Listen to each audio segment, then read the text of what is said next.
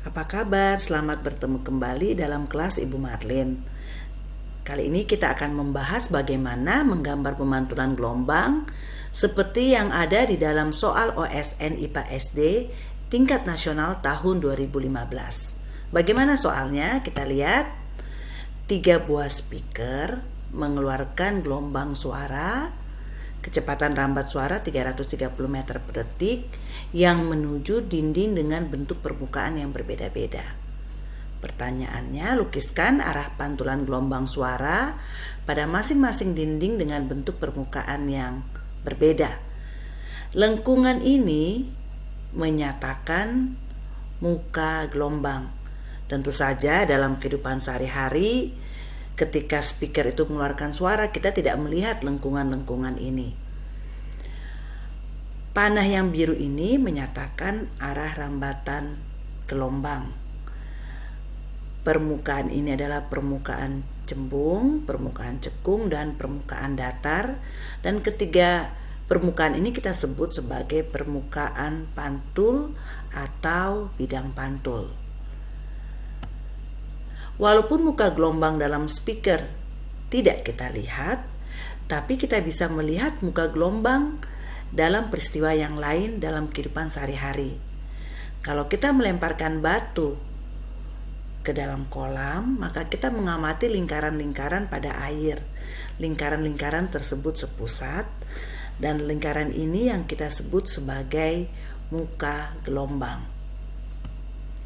Ada 2 jenis muka gelombang melingkar dan muka gelombang lurus. Yang istimewa adalah sudut antara muka gelombang dengan rambatan itu adalah 90 derajat. Pada gelombang melingkar berlaku juga hal yang sama. Kalau kita membuat garis pendek sepanjang muka gelombang melingkar ini, maka kita dapatkan sudut antara garis pendek tersebut dengan rambatan adalah 90 derajat. Sekarang coba kalian latihan menggambarkan arah rambatan pada muka gelombang melingkar dan muka gelombang lurus. Atau dengan kata lain, kalian membuat panah pada kedua muka gelombang ini. Bagaimana caranya? Untuk muka gelombang melingkar, kita buat garis pendek. Kita buat 3 garis pendek pada satu muka gelombang. Lalu kemudian pada garis pendek tersebut kita buat garis yang tegak lurus pada garis pendek tersebut. Nah, karena kita membuat garis-garis pendek ini pada muka-muka gelombang yang lain, maka kita juga membuat garis yang tegak lurus pada garis pendek pada muka-muka gelombang yang lain. Sehingga kalau kita menghubungkan garis pada setiap muka gelombang, maka kita mendapatkan bentuk seperti ini. Dan kalau gambar kita akurat, ketiga garis ini akan bertemu pada satu titik. Karena masalah kita adalah pemantulan gelombang, maka kita perlu belajar tentang pemantulan. Paling sederhana adalah pemantulan bola. Misalkan bola kita jatuhkan pada suatu permukaan pantul, bola ini kita jatuhkan secara tegak lurus, maka bola akan dipantulkan kembali juga secara tegak lurus. Tetapi kalau kita menjatuhkan bola dengan arah tertentu pada suatu permukaan pantul, maka bola akan dipantulkan juga dengan arah tertentu dari permukaan pantul. Maka pemantulan berbicara tentang arah, dan itu artinya berbicara tentang sudut. Pemantulan gelombang terjadi pada semua jenis gelombang, ya. Contoh pemantulan gelombang adalah bayangan yang dibentuk oleh cermin dan gema. Bagaimana hukum pemantulan gelombang itu? Perhatikan gambar sebelah kanan, ini adalah eksperimen pemantulan cahaya. Cahaya datang pada suatu cermin dan dipantulkan. Kita buat diagram pemantulan gelombang yang menyerupai eksperimen pemantulan cahaya. Cermin datar dilambangkan dengan garis mendatar, dan ini juga menyatakan bidang pantul. Kemudian kita membuat garis normal, yaitu garis yang terputus-putus yang tegak lurus pada bidang pantul. Dan kita membuat gelombang datang, ya. Sudut datang adalah sudut antara gelombang datang dengan garis normal. Ini adalah gelombang datang. Bagaimana menggambarkan gelombang pantul? Untuk menggambarkan gelombang pantul, kita membutuhkan sudut pantul. Dan menurut hukum pemantulan gelombang, sudut datang sama dengan sudut pantul. Sudut datang sama dengan sudut pantul. Atas dasar itu kita membuat gelombang pantul. Ingat, sudut pantul sudut antara garis normal dan gelombang pantul. Sekarang kalian latihan membuat arah pantulan gelombang lurus yang datang dengan sudut datang 45 derajat pada suatu bidang pantul yang datar. Kalian coba menggunakan busur, dan kalau tidak ada busur, kalian memperkirakan saja sudutnya. Bagaimana pemantulan gelombang melingkar oleh bidang pantul datar? Bagaimana arah pantulan gelombang tersebut? Yang harus kita perbuat adalah kita membuat 3 panah yang menyatakan 3 rambatan pada muka gelombang.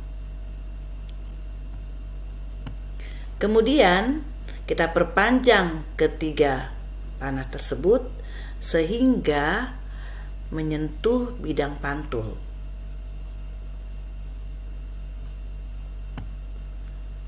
Langkah berikutnya, kita membuat garis normal yang tegak lurus pada bidang pantul tersebut. Karena ada 3 gelombang datang, maka kita membuat 3 garis normal. Garis normal dan gelombang datang bertemu pada satu titik.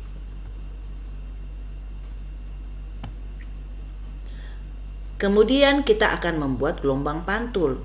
Ingat, sudut datang sama dengan sudut pantul. Jadi kita tentukan dulu sudut datang untuk setiap gelombang datang, lalu kita membuat gelombang pantulnya berdasarkan sudut datang sama dengan sudut pantul.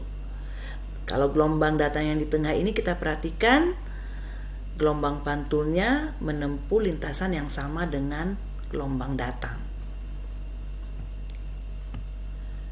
Kemudian kita membuat garis pendek, 2 garis pendek pada 2 gelombang pantul yang berbeda, dan jarak garis pendek terhadap titik tersebut itu harus sama.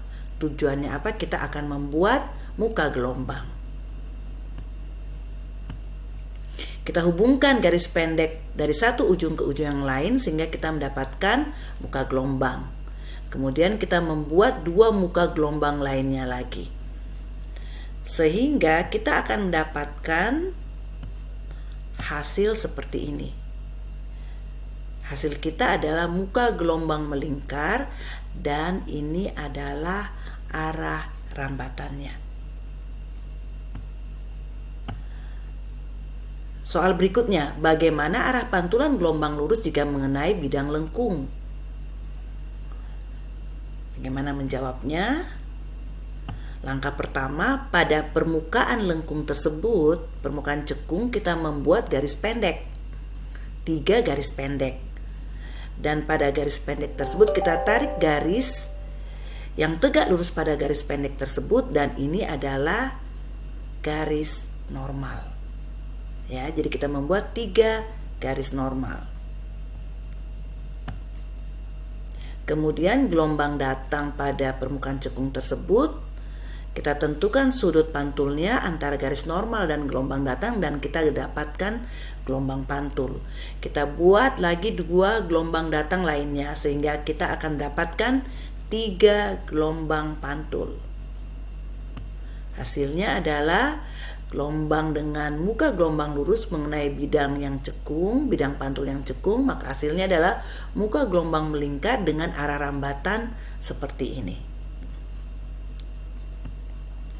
Sekarang coba kalian kerjakan muka gelombang melingkar datang pada bidang cembung, muka gelombang melingkar datang pada bidang cekung. Silahkan kalian mencobanya. Dan tunggu video berikutnya untuk pembahasan kedua soal tersebut. Sampai bertemu kembali.